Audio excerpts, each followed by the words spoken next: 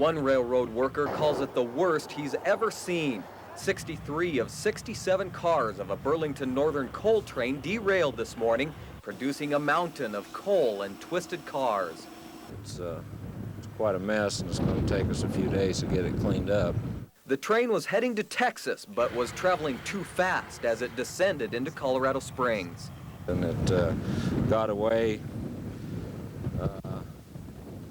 coming down the mountain out of Palmer Lake, and this is where it derailed. Fire officials say the derailment couldn't have happened at a better location.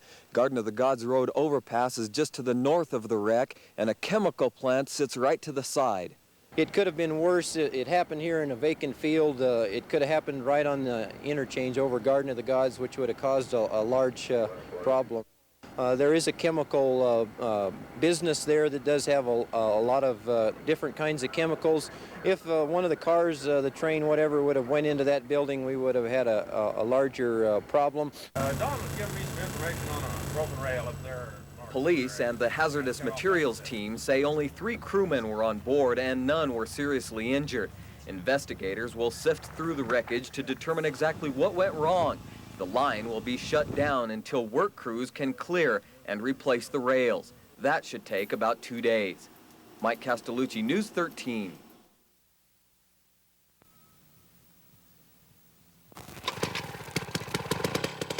They all came out in search of the big one.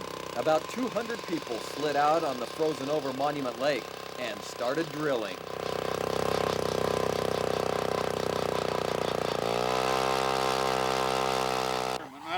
Others used a more conventional method to bore through the 18 inches of ice. Most of these 200 ice fishermen out here really don't care about pulling in the big one. They just want to have a good time.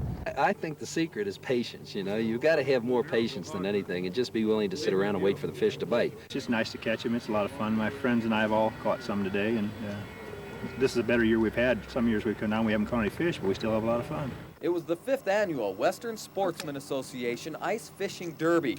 Even youngsters in cribs seem to enjoy throwing the old worm out into the water. You want to help fish? Grub worms, night crawlers, and fireballs seem to do the trick. They did in this case. No luck, however, today with the jigs. Is that the prize winner? I hope so. I hope it is. Mike Castellucci, News 13.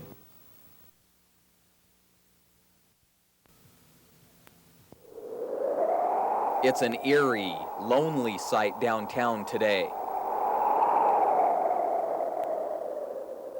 Many workers have the day off. President's Day is a legal public holiday. That means biking and jogging on a Monday. Now, you got, obviously, President's Day off, right? Yes, sir, I sure do. Did you know what presidents' birthdays are today? Lincoln and Washington. Oh, that's amazing. Congratulations. Some spend President's Day at the Hall of Presidents. I believe it's Lincoln and Washington. This isn't Lincoln's or Washington's birthday, excuse me, Mr. President. The adoption of the Monday holiday law moved their birthdays to the 3rd Monday in February. Now, present-day usage often regards President's Day as a day to honor all former U.S. presidents. Whose birthday are we celebrating tomorrow? Well, actually, it's a holiday that has been set forth for all presidents. And it was easiest to pick a date in between Lincoln and Washington's birthday in February to do that. No, actually, it's Sandy Duncan's birthday, but that's okay. Mike Castellucci, News 13.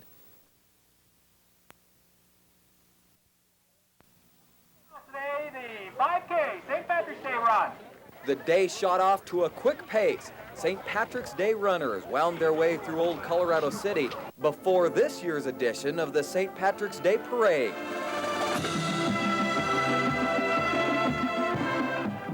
You know you got things bouncing on your head? Yeah. Splashes of green dotted the streets, little leprechauns drove little cars, and Irish motorcycle riding dogs even made an appearance. Do you know your nose is really big? Yeah.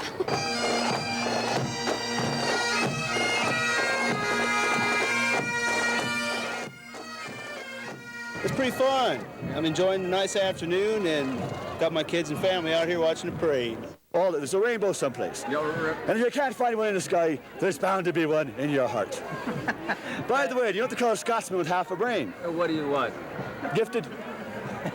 Happy St. Patrick's Day. Mike Castellucci, News 13.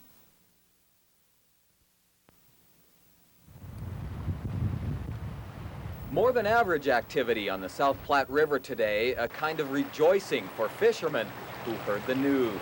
Yesterday, the chief of the Environmental Protection Agency called for a veto on the proposed Two Forks Dam project.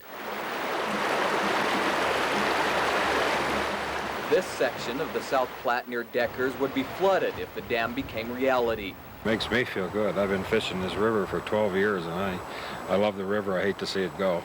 EPA Administrator William Riley says the project could result in, quote, very serious adverse environmental impact. That news had already trickled through the stream this morning. I think it's great. I think the environment here affords a lot of good wild trout fishing, and I think it'd be a tragedy to flood it. When I let out a whoop, I was very, very pleased. I've felt all along that the Denver Water Board was fairly arrogant in wanting to follow their traditional ways and not look for alternate or optional resources for water. And while no one has a solution to Denver's water problems, everyone we talked to today feels the same, happy and relieved that this prime fishing hole may be saved.